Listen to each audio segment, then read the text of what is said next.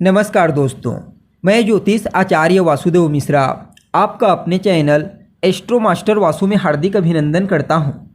दोस्तों, आज का यह ज्योतिष का कार्यक्रम आप सभी तुला राशि वालों के लिए सम्राट सूर्य के राशि परिवर्तन प्रभाव को लेकर बड़ा ही खास कार्यक्रम साबित होगा। जी हां, भुवन भास्कर सूर्य बीते 14 अप्रैल 2025 की प्रातःकाल 4:58 पर अपनी वर्तमान जल तत्वीय राशि मीन राशि को छोड़कर अपनी उच्च राशि सेनापति मंगल की मूल त्रिकोण राशि मेष राशि में प्रवेश कर चुके ने, जहां पर सूर्य आने वाले मई महीने की 14 तारीख तक 14 मई 2025 तक वहीं पर रहते हुए आपको परिणाम प्रदान करेंगे और इसके पश्चात अपनी शत्रु राशि वृषभ राशि में प्रवेश कर जाएंगे। तो ऐसे में सम्राट सूर्य का अपनी उच्च राशि से गोचर करना आप सभी तुला राशि वालों के लिए क्या परिणाम लेकर आया है।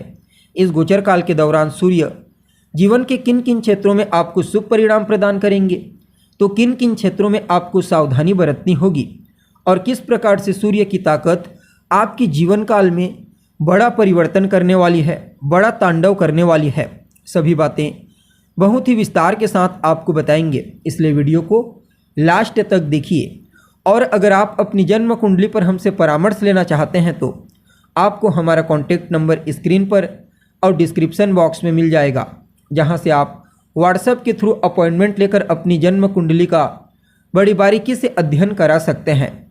तो दोस्तों, सूर्य कौन है? सूर्य तो आत्मा, पिता, उच्च सफलता, सरकारी नौकरी, मान सम्मान, पद प्रतिष्ठा, आरोग्यता के कारक हैं। सूर्य अपने इन्हीं कारक तत्वों के चलते हमारे जीवन के विभिन्न पहलुओं को प्रभावित करते हैं। जन्म कुंडली में सूर्य का पावरफुल होना इस बात की ओर संकेत करता है कि ऐसा जातक जीवन के हर क्षेत्र में श्रेष्ठ सफलता हासिल करेगा, मान सम्मान, पद प्रतिष्ठा हासिल करेगा। जबकि सूर्य की कमजोर स्थिति जातक के जीवन काल में स्ट्रगल को बढ़ा देती है। संघर्ष को बहुत एफर्ट लगाने के बावजूद जातक को श्रेष्ठ सफलता की प्राप्ति नहीं हो पाती। इसलिए सूर्य का बलवान होना आवश्यक हो जाता है। इवन सूर्य की कमजोर स्थिति नेत्रजन्य पीड़ा, हड्डियों से संबंधित तकलीफ, पिता से नुकसान, शासन प्रशासन से नुकसान और कहीं न कहीं एक प्रकार की उदासीनता दे देती है। इसलिए कंपलसरी रूप से इनका बलवान होना जरूरी हो जाता है, चाहे जन्म कुंडली में हो या फिर गोचर कुंडली। और इस बार तो अपनी उच्च राशि से गोचर कर रहे हैं तो कहना ही नहीं, क्योंकि जब भी कोई ग्रह अपनी उच्च राशि से गोचर करता है तो अपने कारक तत्वों से संबंधित सभी प्रकार के शुभ परिणाम प्रदान करता है। ठीक ऐसा ही परिणाम सूर्य भी आपको प्रदान करेंगे। खास करके अपने लक्ष्य पर ध्यान केंद्रित करने के लिए, आत्मविश्वास की वृद्धि के लिए, सरकार से जुड़कर कोई अच्छा काम करने के लिए या फिर किसी मित्र के माध्यम से या फिर पार्टनर के माध्यम से लाभ प्राप्ति के लिए सूर्य के इस गोचर को, उच्च राशि गोचर को आप सभी तुला राशि वालों के लिए किसी वरदान से कम नहीं कहा जा सकता। क्यों? क्योंकि सूर्य आपके 7वें घर से गोचर कर रहे हैं। 7वां घर आपकी मैरिड लाइफ के अलावा आपके पार्टनरशिप के व्यापार का भी होता है, आपके मित्रों का, आपके दोस्तों का होता है और कहीं ना कहीं रोग, ऋण और समस्याओं से आपको बचाने वाला भी इम्पोर्टेंस हाउस होता है। और यहाँ पर ग्रहों के राजा अपनी उच्च राशि से गोचर कर रहे हैं, तो आप समझ ही सकते हैं इस गोचर काल के दौरान सूर्य किस प्रकार से आपको सकारात्मक परिणाम प्रदान करेंगे। जी हाँ, सूर्य का यह गोचर जहाँ एक तरफ नौकरी व्यापार के दृष्टिकोण से आपके लिए अत्यंत ही श्रेष्ठ साबित होगा, लाभप्रद साबित होगा, चाहे प्राइवेट सेक्टर में नौकरी आप करते हैं या फिर गवर्नमेंट सेक्टर में आप काम करते हैं। सूर्य के साथ मिलकर देवगुरु बृहस्पति जो अर्थ यानी कि धन के कारक प्लेनेट हैं और आपके लिए सूर्य लाभ भाव के स्वामी बनते हैं और अपनी उच्च राशि में है, तो कहना ही नहीं, इस गोचर काल के दौरान लाभ के एक नहीं बल्कि अनेक सोर्स आपको प्राप्त होंगे। सबसे ज़्यादा व्यापारियों के लिए बेहतर कहा जा सकता है। खास करके जो लोग पार्टनरशिप में व्यापार करते हैं उन लोगों को इस गोचर काल के दौरान सूर्य और बृहस्पति ये दोनों मिलकर के बड़ा ही ज़बरदस्त आर्थिक लाभ प्रदान करेंगे। बाकी आपके लाइफ पार्टनर का सहयोग, आपके लाइफ पार्टनर की सलाह आपके लिए लाभप्रद साबित होगी। अर्थात इस समय आपका जीवन साथी आपके लाभ के दृष्टिकोण से, चाहे फिर उनका कोई सजेशन आपके लिए हो या फिर उनका कोई हेल्प हो, वह न केवल आपको लाभ प्रदान करेगा बल्कि इस गोचर काल के दौरान वो आपको एक लीडर की श्रेणी में ला करके खड़ा कर देगा। जी हाँ, उनका सहयोग इस समय आपके लिए विशेष होने वाला है।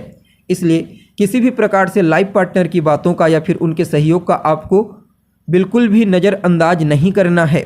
बाकी आपकी बुद्धि को स्थिरता प्रदान करने के लिए, चीज़ों को इस्टेब्लिश प्रदान करने के लिए, आत्मविश्वास कॉन्फिडेंस को बढ़ाने के साथ साथ जीवन में जीवन ऊर्जा को बूस्टिंग प्रदान करने के लिए सूर्य का यह गोचर बड़ा ही अद्भुत रहने वाला है। इस समयावधि में अगर आप चाहें तो किसी भी प्रकार से कोई नया बिजनेस व्यापार शुरू कर सकते हैं। आपको फ्यूचर में चल कर के अवश्य लाभ की प्राप्ति होगी और आपके नेचर में जब यानी कि आपके स्वभाव में जीवन ऊर्जा को जागृत करेंगे तो जीवन के हर क्षेत्र में आपका उत्साह, आपका कॉन्फिडेंस और हर चीज़ को करने के लिए तत्परता कहीं ना कहीं आपके लिए विशेष रहेगा। लोगों के मध्य भी आपकी तेजस्विता, आपका आकर्षण व्यक्तित्व न चाहते हुए भी आपकी तरफ उन्हें अट्रैक्ट करेगा।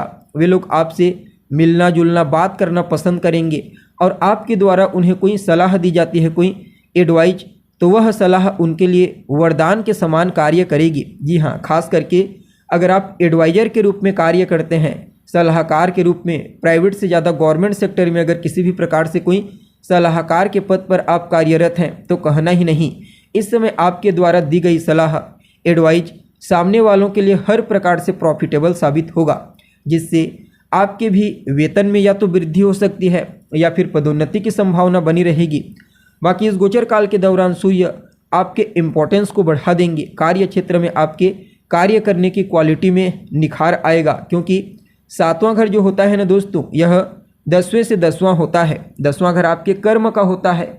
तो भावत भावम सिद्धांत के आधार पर सूर्य की यह स्थिति कार्य क्षेत्र में आपकी प्रभावशीलता को बढ़ाएगी। इस समय आप सेंटर पॉइंट के रूप में देखे जाएंगे, चाहे फिर प्रोफेशनल लाइफ में हो, पर्सनल लाइफ में या फिर सोशल लाइफ में। इसके अलावा देखा जाए तो सूर्य का यह ट्रांजिशन आपके लिए लाभ के दृष्टिकोण से तो बेहतर रहेगा, साथ ही साथ डिजायर्स के लिए, अभिलाषाओं के लिए, क्योंकि सूर्य आपके 11th हाउस के लॉर्ड बन करके 7th हाउस से ट्रांजिट कर रहे हैं।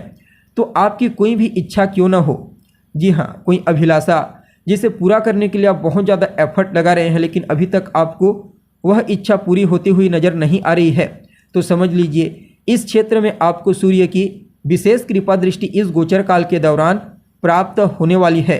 थोड़ा सा एफर्ट, थोड़ी बुद्धिमत्ता, थोड़ा ज्ञान, थोड़ा लोगों का सहयोग और कहीं ना कहीं धैर्यता इस समय आपके अधूरी इच्छा, अधूरी अभिलाषा को पूरा करने में कोई कसर नहीं छोड़ेगा और अंततोगत्वा सूर्य की कृपा आपको आपकी डिजायर्स तक पहुंचा देगी।